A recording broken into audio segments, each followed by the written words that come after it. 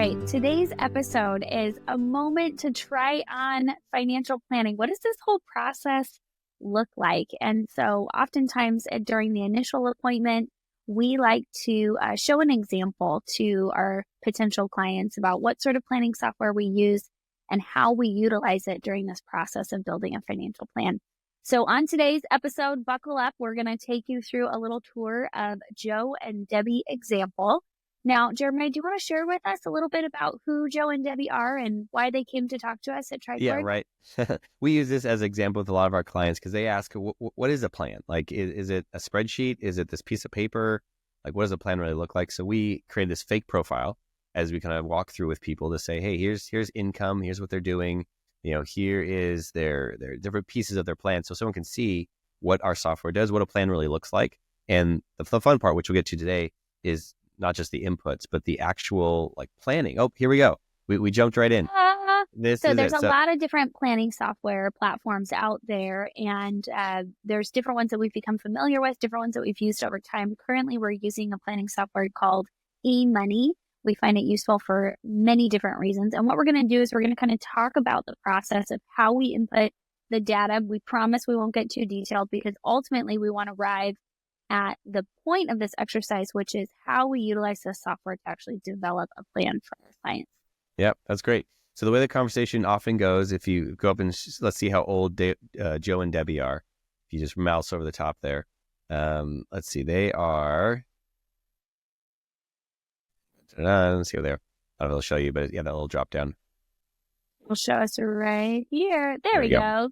So Joe is 60, Debbie is 58. And so we have this set up as an example that Joe's an engineer. He makes about $280,000 a year. He's great income. He plans post-retirement. He'll probably work part-time when he retires, for a couple more years. And Debbie is a realtor. So she's working currently. They both have Social Security coming up, but they're not there yet. So this is kind of their income picture. This is often the first screen that we capture. Right. So as a part of the planning process, we typically get to know the client, and then we're going to ask for a lot of information. And normally that's the heavy lift on the client's part, right? We send them a checklist and they upload, scan, drop off to our office, all the information. So we're collecting things like pay stubs, account statements, retirement plan statements, mortgage statements, et cetera. What we want to do is create a whole financial picture for each household. So on this particular tab is where we input income. So there are obviously different sources of income. And so the way that we build this is, for example, Debbie's a realtor. She receives a salary. Now we know as a real estate agent, oftentimes your income can fluctuate, right? Depending on kind of how hot the market is. And so every time we go to meet with Debbie, we will probably make some adjustments here. There are some base facts that we put in. So we do typically add an inflationary factor to things like income. And we can do a start-stop date too. So Debbie currently makes $60,000. Joe's an engineer. He typically makes $280,000 a year. And we're estimating, because Joe and Debbie are coming to us with the question, can we retire? And if so, when can we retire? And what will our income look like? So we've actually worked with Joe, and he's done some estimates about, after I retire from my full career, what might I still be able to earn if I was just working kind of part-time or on a consulting basis? That's great. And then in the second section here, the program helps us estimate Social Security. And by default, it's going to add in Social Security at full retirement age. So for our listeners who know, full retirement age is 67. You can get a maximum benefit at age 70. You can start taking Social Security as early as 62. It's one of the variables that we look at. The other variable that used to apply here, but no longer ever since January, is that windfall elimination provision. So if we knew that, for example, Debbie was a teacher, her Social Security would be offset by the windfall elimination provision. Now, Biden recently signed into action the Social Security Fairness Act and eliminated the windfall elimination provision. So that's just an update that we're making in our planning. Anything else on income? That's good. We can jump over to net worth. And net worth is kind of like all the stuff that clients have. Sometimes we call it a balance sheet. It has their houses, their accounts, all the different things that they include. So we usually have that lined out. And the question most people say is, hey, I got a lot of stuff. I've got some retirement accounts. I got some accounts. Are they going to last? Is it enough? And this is how we kind of help answer that question. Right. And before you walk through each one of these elements, I just want to put our listeners' minds at ease. If you are kind of afraid or ashamed or scared or feeling disorganized, like, I don't know exactly. I think I worked for this company. Maybe I still have a 401k there. I don't know. That is 100% okay. A lot of the times, one of the first, the first priorities that we make with new clients is just to organize the accounts, make Mhm. sure we've got it all in one place. So essentially what we create is kind of a dashboard so you can see it all together. And you notice here that as people, listeners are looking at this, there's bank accounts, there's some Charles Schwab accounts as a custodian we commonly use. We also have things like an e-trader account. And that, in this example, is an account that the client is managing themselves. It's their investment fund money, they're going with. And so what we try and build with our software is not just the things that we are managing, but the things, all of it. We want all of it tracked and all of it understanding where they're at. And I love having those conversations with clients when they, like to do some of their own investing, and we'll compare accounts. And some, quarters they'll sit down, they'll say, wow, look how great I did. We can applaud them and be excited about the growth. Other quarters, they're kind of quiet. And we realize, oh, they had some big losses, but we know that the nest egg and the plan, they're still on track. And we want to make sure that all their assets are moving together to keep them on track. Right. So just like a typical balance sheet, you're going to see the assets listed at the top section and the liabilities in the bottom section. We're also going to list things apart from just investable assets. We're also going to list things like personal property, alternative investments, any real estate holdings that they might have, etc. And then liabilities, this includes things like credit card, mortgage, auto loan, etc. Yep. The other benefit of this is whenever we have clients going to go get a loan, often the bank will need a financial statement. And it's really nice to not them have to figure this out on their own. We'll print this off. We'll attach it to those types of documents. Also with estate planning, we have a lot of clients who will print this like once a year and stick it in their estate planning binder, almost like a roadmap for their family. And the nice part is we update it on a regular basis. And so this just says bank checking account, right? In the reality, it would say, Wells Fargo would have part of the account number. It would have all that good information that someone would need, especially if someone would pass away, to kind of recreate their life and track through. So these are super helpful. That's a great point that you bring up, is our planning software is not just accessible on the advisor side. All of our clients have their own access to the platform. So they also get to see a dashboard of their balance sheet, their accounts, performance on any time that they need. They also have the ability to link all of these accounts so they can automatically update with balances. I think it refreshes every few hours. So It's fairly up to date. And drum roll, please, what's the total net worth of Joe and Debbie example? Well, they're a little bit over $5 million. Way to go, Joe and Debbie.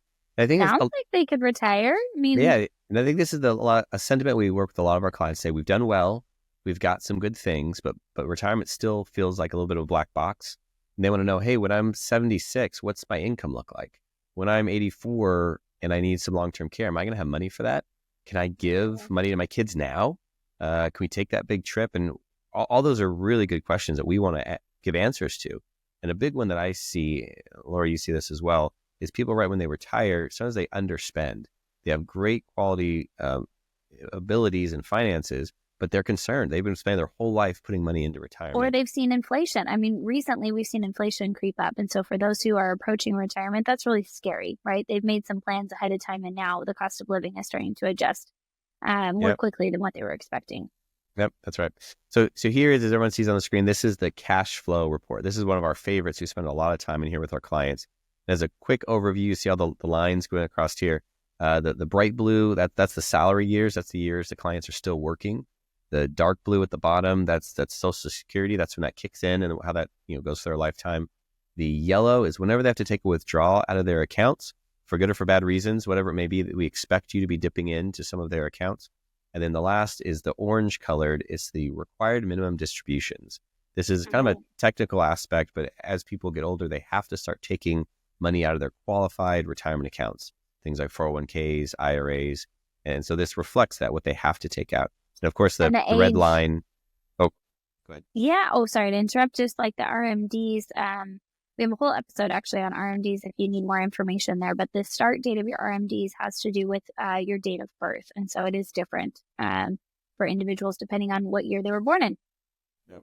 So the red line, of course, is your expenses that goes across the top. And a lot of times when people use an online planning tool, it will say estimate your expenses, and then they just plug them in, and it's a straight line across. And we find that that's not how people really spend money. When they retire, they might do more traveling, and then they might have a season where they don't want to travel as much, and so their costs maybe come down. They've paid off their house, things like that. But then Maybe also they're paying healthcare. for their kids' college though, right? So they're going to have a spike for, on average of 4 years and then a couple of years off. And then maybe the next kid goes to college, right? So we're going to see that red line fluctuate throughout the portfolio. Yep. And I think it's realistic. We want to have it map out what people are really doing, what their life looks like, what their goals look like. And then the other thing is incorporated here is taxes. So sometimes these numbers look high, but for a client, this is their all-in spending. The money they're paying into taxes, the money they're paying for eating. And so my favorite part of this, and why I think the software is so useful, is on the left-hand side, our left, you'll notice all these buttons. And these buttons are what make this a really fun process. So after we've kind of built a baseline model and said, hey, this is your plan, this is your life, some clients look at this and they say, oh no. Others look at this and say, oh, hooray, we're going to be great. But either way, we want to play with these variables. What if I travel more? What if I give money to my kids sooner? And so we can click on and off these buttons and in real time change the plan and Right. play And with actually these. build the buttons that are customized to what questions are really relevant to that client scenario. One point that I'm going to make too on the assets represented here, these reflect investable assets. So we actually deal with target rates of return. How much do the assets need to return over time in order to mitigate the risk of ultimately running out of money at the end of life? And so we don't want to be Mr. and Mrs. Doom and Gloom, but what we want to do is pressure test the portfolio to say, okay, if there were extraordinary circumstances that arose and you needed to have extra funds in the event of long-term care, that's a very common one. We like to put that towards the end of life and really answer the question, do I have enough money even in the event that I needed this much added expense towards the end of my life? So these are investable assets. They do not include things like your personal residence or if you have real property other than that. Those would be potentially sold and added cash flow if necessary. So, Yep, that's great. I love this. I think underneath the bar chart, people will notice there's two big numbers. One says probability of success. Right now it's at 100%. And then total portfolio assets left is a little over 5 million. That's that kind of future net worth that we're growing into. And so as we look at those, as we play with the buttons, we'll see some of these numbers shift. And we have thoughts of what's good and what's bad and how we want to structure these, but that's kind of how the software works. So as a good start, maybe change the retirement date and see if they were retired early, what this will look like. Let's say the earliest. Let's say Joe and Debbie, let's see, how old did we say Joe and Debbie were? We said they were 60 and 58. So Joe's like, I'm getting really tired. I want to move on to that consulting position. What if I retired at age 62? Oh, man. Right. And this is one that I love it when clients sit down and we walk through this. And this is the kind of the smell test. Like, hey, is this even the right ballpark? And they say, well, yeah, do you think you could just retire tomorrow and never work again? Or, work for a couple more years consulting and then, be done. And they say, well, no, of course I couldn't. And then when the plan, for most people lines up with that to say, yeah, you still have fairly decent expenses. Your home's not paid off yet, all these other items. And what you have is a great nest egg, but it's not enough to just walk away today. And then often what we do, if their goal was really to retire at 62, we would start working into, hey, what do we have to change? Do we have to invest a little more aggressively? Do we need to change Social Security? Like, what do we need to do if that was really their goal? Expenses need to adjust in order to increase our savings, et cetera. Yep. Lots of different levers that we look at if that really was their plan. But okay, that's a lot of yellow. I don't feel very comfortable with that amount of yellow or 30%, 36%. Really. So, all right, well, what about 63? Ooh, little better, but still not looking good. What if we change their living expenses? What if we were to adjust and say, okay, your lifestyle is going to change a little bit. Now we're spending 120 a year. Oh, okay. Well, if I can reduce my lifestyle, okay, we could retire. We could do this. And then they say, well, 120 a year. I mean, like I said, these are examples. We have households all over the place, right? That they spend way more, they spend way less. Try to have no judgment here on our example. But if they say, well, realistically, I don't think we could do that. Maybe 150. I mean, that might be, living a little more conservatively. And then the question often becomes, is that what they want? Like, are they willing to trade a few more years of working and living a little more conservatively for having plenty into the future? Others would say, but I really want to go to Italy. I really want to travel for years and years and do all sorts of trips every year. Well, this may not fit their goals. And a big thing that Laura and I do is goals-based investing. And so we're Mhm. not just saying throw the money in the market, good luck. We're saying, what are your goals? Where do you want to get to? Let's plan it out first. Then once we have a plan, we'll know what we want to do with the investments. And our general sentiment is to take as little risk as needed to fulfill all the hopes and dreams that you want that money to do for you. And there's Right. some clients. Speaking Yep. of Go ahead. that and how much we're seeking for investment return, we actually have this set at kind of a default, just inflationary factor. So Oh, what this is representing is like if this money were only to keep up with inflation, 2.54 estimated percent over time. Okay, so it's not really even invested, right? We're yeah. talking about maybe CDs, maybe a money market account. But let's talk about if we were actually trying to seek some return in the market. Some of our more conservative portfolios might be 5 or 6%. So let's just say, like, what if we were targeting a 6% rate of return over time? Gotta update the date so we're not living in the past, Mhm. right? This is the magic of exponential growth. Holy cow, that what was it? Mhm. Point, So 4 hold million on, turned let's into just go back. 14.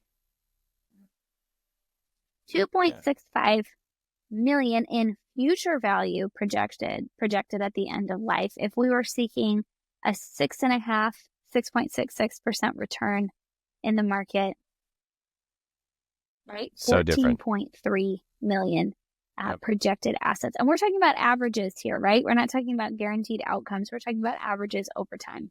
Yep. So people understand, and this helps our team set the investments to say, what are we really targeting? So if we go back to the other slide, if we take them off of living at 150 and we say, okay, just your normal spending, like what you're doing now, let's go back to that. But Mm. now we're investing, we're getting your money to work for you. And if you look at the Uh, timeline they have, they still have a lot of years ahead of them. So the money still has time to grow. Laura, your point of the 86%, we always tell clients, above 80 is okay. We like it to be above 90.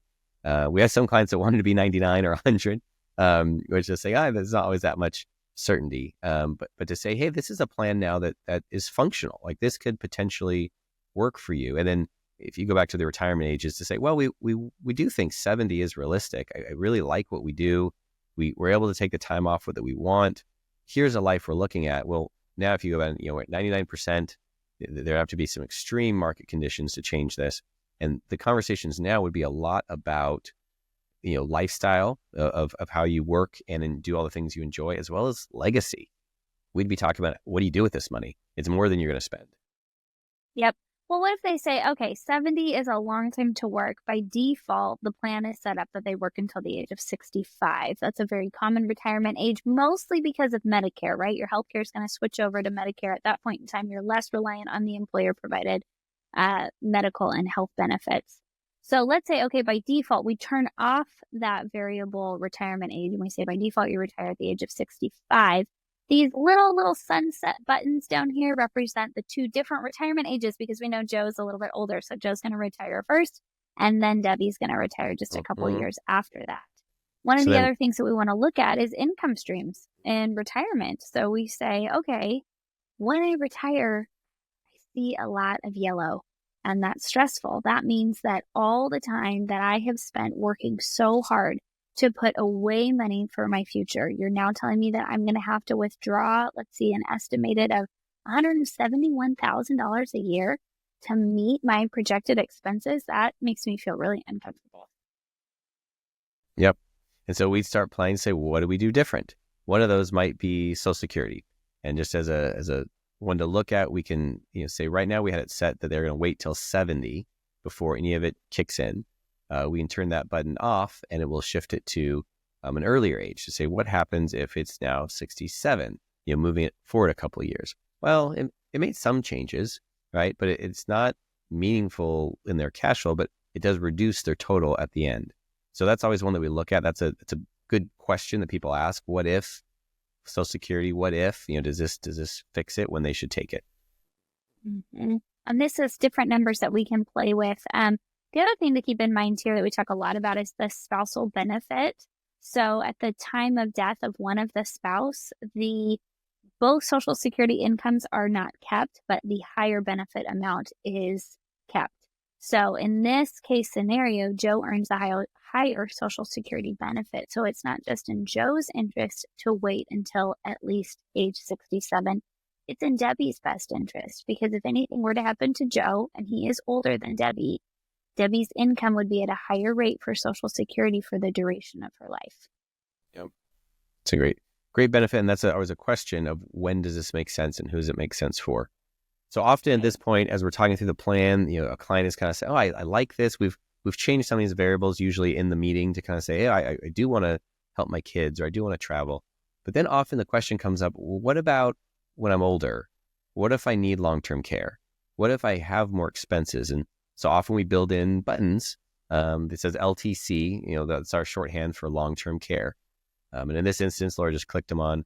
Man, it really uses up some of their portfolio. But in this instance, we're able to say, but it's going to be okay. Like you would be able to afford some of this. We'd still talk through long-term insurance and different items of what might make sense. But that's a key part of the conversation. It's not just do I have money in the short term, but when I'm 80, when I'm 85, what will I have? What if this happens? And everyone has a little bit of different what ifs, but long-term care is a common one. Mm-hmm. And the 30,000 that we're projecting for the last 5 years, these are some averages. We do play with these. Sometimes we'll insert 50,000 or 60,000. Depends on the scenario.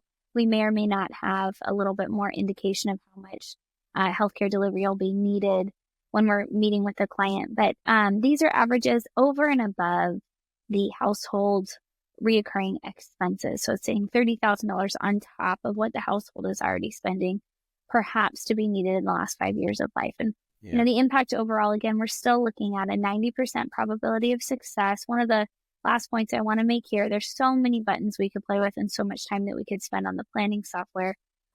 Total portfolio assets, that's a projection into future value. A lot of times that feels, maybe it doesn't feel real, depends on where the client is in their income earning years. So we like to bring it back to present value, and that would look like Joe and Debbie end of life having about 4.7 left over in the bank account. So yep. All different perspectives. And really what we're trying to do is provide a platform where we can ask all the questions and assess the impact of financial decisions over the long term. What will that impact now have on my financial future? And that's where we help build freedom and confidence to go ahead and take that trip or buy the new car, or should I pay for my kids' college education? Right. Should I start investing in my grandkids' 529? Should we buy that rental property? Should we get to play with all of those kind of what if scenarios? Yep.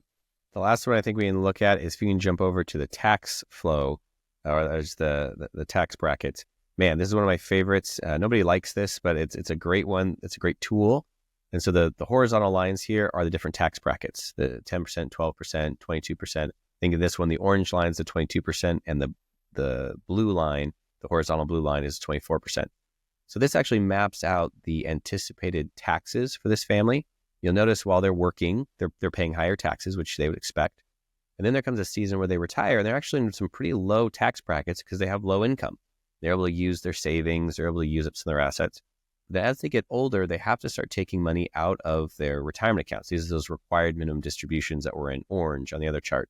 Well, those come through as income. And so you notice their income is going up and up and up.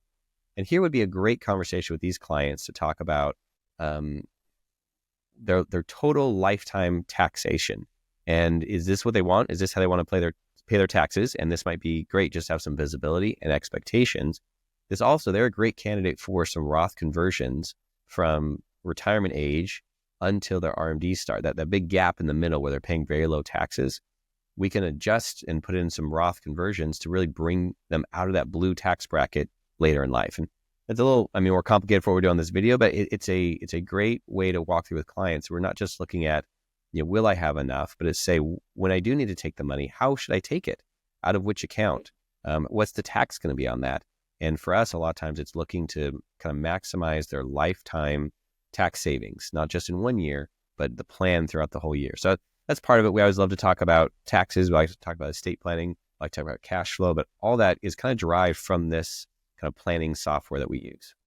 Yep, we love it. If you're interested in developing a financial plan and you want one that's custom fit for your household, your needs, your questions, come talk to us. We would love to work with you and help build out a plan that makes sense for your life. Yep. Thank you guys for listening, and we'll look forward to talking to you soon. We have a few more things to let you know about before we go. Podcast reviews really help us to serve more people and get this information into the hands of the people who need it.